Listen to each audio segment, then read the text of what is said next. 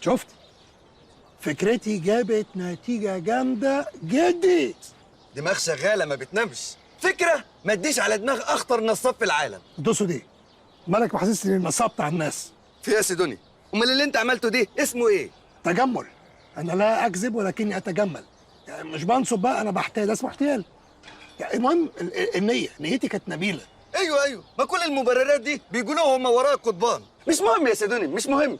المهم ان خلاص الظهر هيلعب معاك، والفلوس هترمح في يدك رمح. يخرب بيت عينك، مش حال ما انا مديك 1.8%. ما انا نفسي افهم ايه الواحد وتمن دي، ما تخليها 1.5 يا 2%، لكن ايه 1 وتمن؟ ممشيني بالاله الحاسبه وعمال احسب وكلها ارقام عشريه يا سيدوني. خلاص 1.9.